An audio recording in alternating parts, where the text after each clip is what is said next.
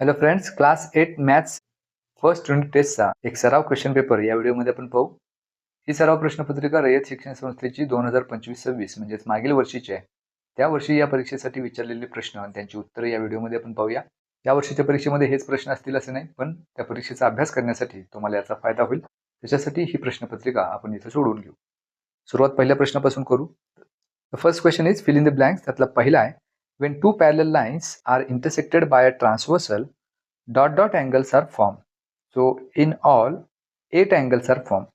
म्हणजे या जर दोन लाईन्स एकमेकांना पॅरलल असतील आणि त्यांना एक ट्रान्सव्हर्सल छेदत असेल तर या पॉईंट जवळ 4 अँगल्स आणि दुसऱ्या पॉईंट जवळ 4 असे एकूण 8 अँगल्स इथे तयार होतील. Second question, a raised to m into a raised to n which is equal to a raised to m plus n. कारण जर बेस सेम असेल तर त्यांचा जो काही इंडेक्स असेल त्यांची आपण करतो बेरीज. म्हणजे बेस सेम असेल आणि त्यांचा गुणाकार असेल तर इंडायसेसची आपण बेरीज करतो. That is a raised to m plus n. Third is the lines in the same plane which do not intersect each other are called parallel lines. म्हणजे जर एकाच प्लेन मधल्या दोन लाईन्स एकमेकांना कुठेही छेदत नसतील तर त्यांना आपण म्हणतो parallel lines. Now the next question, match the pairs. त्यातला पहिला आहे a minus b bracket square. So the expansion is a square minus 2ab plus b square. आणि हे दिले आपल्याला b मध्ये, त्यामुळं या आन्सरच्या ठिकाणी याची करेक्ट पेअर असणार आहे b. दुसरा a square minus b square. It's expansion is a plus b into a minus b. एकदा बेरीज आणि एकदा वजाबाकी, which is given at a. Next question, complete the following activity. First one, fill proper terms in boxes. Here x plus 2y bracket square is there. We have to use the expansion formula of a plus b bracket square, and the formula is a square plus 2ab plus b square. मग इथं first term x आहे त्याचा square केलाय, second term 2y आहे त्याचाही square केलाय. म्हणजे मध्ये जो आहे या दोन टर्मच्या गुणाकाराची दुप्पट करायची. That is 2 into first term is x into second term is 2y. So 2 into 2 4, x into y xy. त्यामुळे या मधल्या बॉक्समध्ये असेल 4xy. Second, using law of indices write proper number in the boxes. First one 3 raised to 4 raised to 5. इथं index आहे, मग त्यावेळेला या दोन इंडायसेसचा आपण करतो गुणाकार. So 4 into 5 that's 20. Second is 5 raised to 1. Any number raised to 1 is number itself. So 5 raised to 1 is 5. Next question, compare the following numbers. 12 divided by 15 आणि 3 divided by 5 दिलाय. मग इथं या दोन्हींना जर कम्पेअर करायचं असेल तर पहिल्यांदा डिनॉमिनेटर आपल्याला सेम करावं लागेल. पहिल्या नंबरचा डिनॉमिनेटर 15 आहे, दुसऱ्या नंबरचा 5 आहे. मग इथं 3/5 ही संख्या अशा फॉर्ममध्ये लिहायची की त्याचा डिनॉमिनेटर 15 यायला पाहिजे. मग तो जर 15 यायचा असेल तर त्या डिनॉमिनेटरला आपण 3 न मल्टिप्लाय करू, कारण 5 गुणिले 3 15. मग त्याच वेळेला न्यूमरेटरला सुद्धा 3 न आपल्याला मल्टिप्लाय करावं लागेल, कारण फ्रॅक्शनच्या फक्त न्यूमरेटर किंवा फक्त डिनॉमिनेटरला आपण गुणू शकत नाही. जर गुणायचं असेल तर न्यूमरेटर आणि डिनॉमिनेटर दोन्हीलाही मल्टिप्लाय करावं लागेल. न्यूमरेटरमध्ये 3 into 3 9 मिळेल, डिवायडेड बाय डिनॉमिनेटरमध्ये 5 into 3 15. That means 3/5 is equivalent to 9/15. म्हणजे 3/5 म्हणजेच 9/15 असा तो नंबर आपण लिहू शकतो. मग इथं 3/5 आहे, तो जर 9 divided by 15 असा लिहिला आणि पहिला नंबर 12 divided by 15 आहे. आता या दोन्हींचा डिनॉमिनेटर सेम आहे, त्यामुळे यांची कंपॅरिझन आपण करू शकतो. ज्या वेळेला दोन फ्रॅक्शन्सचा डिनॉमिनेटर सेम असेल त्यावेळेला जो न्यूमरेटर मोठा ती संख्या मोठी. या दोन संख्यांपैकी 12 हा न्यूमरेटर, पहिल्या संख्येचा न्यूमरेटर मोठा आहे, त्यामुळे पहिली संख्या मोठी आहे. याचा अर्थ 12 divided by 15 ही जी पहिली संख्या आहे is greater than 3 divided by 5. Next question, draw line M. Draw line N which is parallel to line M at a distance of 4 cm from it. म्हणजे एक लाईन M काढायला सांगितली. मग जॉमेट्रिक इन्स्ट्रुमेंट वापरून एक लाईन M काढा, त्याच्यापासून 4 centimetre इतक्या अंतरावर लाईन L काढायचा आहे. मग इथं दोन काटकोन्या गुण्या घेऊन या पद्धतीनं या लाईनवर ठेवून दुसरा काटकोनी गुण्या त्याला स्लायडिंग करत 4 सेंटीमीटर पर्यंत जायचंय आणि इथं आणखी एक पॅरलल लाईन काढायची 4 सेंटीमीटरवर. तर या पद्धतीनं 2 काटकोनी गुण्यांच्या सहाय्यानं आपल्याला हे कन्स्ट्रक्शन करता येईल. Next question, find the cube of -2/5. -2 divided by 5 त्याचा क्यूब काढायचा आहे. क्यूब काढायचं त्यामुळं हा निगेटिव्ह नंबर आहे, त्यामुळे त्याचा क्यूब सुद्धा निगेटिव्हच मिळेल. मग इथं न्यूमरेटर डिनॉमिनेटर वेगवेगळे आहेत, त्यांचे वेगवेगळे क्यूब करूया. म्हणजे 2 चा क्यूब 8 मिळेल डिवायडेड बाय 5 चा cube 125. So this is the cube of -2/5. Next question, draw an obtuse angle triangle STV and draw its median and show the centroid. मग एक ऑब्ट्यूस अँगल ट्रायंगल काढायचा आहे. मेजरमेंट काही घेऊ, या पद्धतीनं जॉमेट्रिक कन्स्ट्रक्शन्स वापरून ट्रायंगल STV काढून घ्यायचा. त्याच्यानंतर ज्या अर्थी आपल्याला इथं मीडियन्स काढायला सांगितलेत, म्हणजे प्रत्येक साईडचा आपण मिडपॉईंट काढायचा आणि तो मिडपॉईंट काढण्यासाठी परपेंडिक्युलर बायसेक्टरचा उपयोग करायचा. म्हणजे STचा परपेंडिक्युलर बायसेक्टरनं तिथं त्याचा मिडपॉईंट मिळेल. तो मिडपॉईंट आणि V एकमेकांना जोडायचा. त्याच पद्धतीने TVचा परपेंडिक्युलर बायसेक्टर काढून त्याचा मिडपॉईंट मिळेल. तर S आणि तो मिडपॉईंट जोडायचा आणि शेवटची साईड SV त्याचाही मिडपॉईंट मिळेल परपेंडिक्युलर बायसेक्टरनं, तो काढायचा आणि T आणि तो पॉईंट जोडून घ्यायचा. तर हे तिन्ही जे मीडियन्स आहेत ते ज्या पॉईंटमध्ये इंटरसेक्ट करतात तो पॉईंट म्हणजेच centroid, which is denoted by letter G.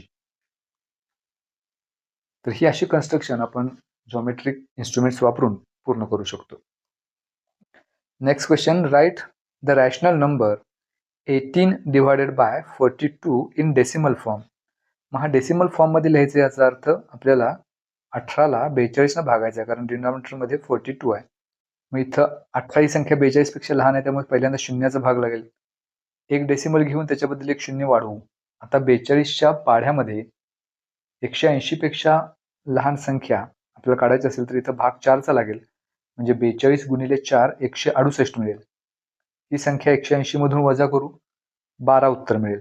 तर 12ला 42 भाग जात नाही, डेसिमल एकदा घेतलाय आपण, फक्त 0 वाढवू पुढं. आता 42च्या पाढ्यात 120 पेक्षा लहान संख्या मिळवायला आपल्याला इथं 2चा भाग लावावा लागेल, कारण 42 गुणिले 2 84. 120 मधून 84 वजा केले तर उत्तर 36 येईल. पुन्हा एक 0 वाढवू. आता भाग लागेल 8चा, कारण 42 गुणिले 8 उत्तर येईल 336. 360 मधून 336 वजा केले तर उत्तर 24 मिळेल. 24 संख्या पुन्हा 42 पेक्षा लहान आहे, पुन्हा एक 0 वाढवू. आता भाग लागेल 5चा. 42 गुणिले 5 उत्तर 210 मिळेल. ही संख्या यातून वजा केली तर उत्तर 30 येईल. पुन्हा एक 0 वाढवू. आता भाग लागेल 7चा. 42 गुणिले 7 उत्तर येईल 294. 300 मधून 294 वजा केले तर 6 शिल्लक राहील. पुन्हा एक 0 घेऊ. आता 1चा भाग लागेल 42 एक्के 42. 60 मधून 42 गेले 18. पुन्हा 0 घेऊ आणि पुन्हा 180 संख्या मिळाली, म्हणजे पुन्हा इथं 4चा भाग लागेल. याचा अर्थ आता इथून पुढं 4, 2, 8, 5, 7, 1 या संख्या पुन्हा पुन्हा येत जातील. म्हणजे याचा जो डेसिमल फॉर्म आहे तो रिकरिंग असेल, दॅट इज 0.42857 एवढे डिजिट्स पुन्हा पुन्हा येत जातील. त्यामुळं त्याच्यावर एक आडवी रेष मारू. So the decimal form is 0.428571 recurring. Next question, observe the adjoining figure and fill in the boxes. आपल्याला इथं इंटिरियर अल्टरनेट अँगल्स पाहिजेत. ह्या डायग्राममध्ये S हा आणि X हे दोन इंटिरियर अल्टरनेट अँगल्स आहेत. So angle S and angle X.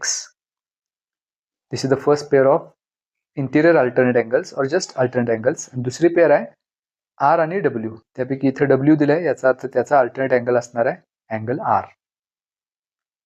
Next question, complete the following activity. It is given that point G is a centroid of triangle ABC. G हा triangle ABC चा centroid आहे. So we have to use the property of centroid, that centroid of a triangle divides each median in the ratio 2:1. तर त्या प्रॉपर्टीचा इथे उपयोग करायचा आपल्याला. पहिल्या स्टेटमेंटमध्ये असे दिले, लेंथ ऑफ RG इज 2.5. मग RG ही जी लेंथ आहे ती 2.5 आहे. मग RGचं जे प्रमाण आहे ते 1 असेल आणि GCचं 2 असणार आहे. याचा अर्थ GC RGच्या दुप्पट असेल, म्हणजेच 5 असणार आहे. प्रश्न आपल्याला तोच विचारलाय, GC किती असेल, तर GC असेल 5. दुसऱ्या स्टेटमेंटमध्ये BG ची लेंथ दिली 6. BG हा मोठा जो भाग आहे तो 6 दिलाय. मग GQ त्याच्या निमपट म्हणजेच 3 असणार आहे. आणि प्रश्न विचारलाय मात्र BQ. मग पूर्ण हा बी क्यू काढायचा असेल तर बी जी आणि जी क्यू यांची बेरीज करायची 6 + 3 9. तिसरं स्टेटमेंट असं आहे, इफ लेंथ एपी 6, तर यामध्ये length A P is given to be 6, म्हणजे एपी याचा अर्थ ही पूर्ण जी सेगमेंट आहे एपी त्याची लेंथ आहे 6. मग त्यावरून एजी किती असा प्रश्न विचारलाय. मग एजी याचा अर्थ या 6चे 3 समान भाग करावे लागतील. मग 6चे 3 समान भाग म्हणजे 2 2 2. त्यातला जीपी हा एक भाग असणार आहे आणि एजी हे 2 भाग, दॅट इज 2 + 2 4.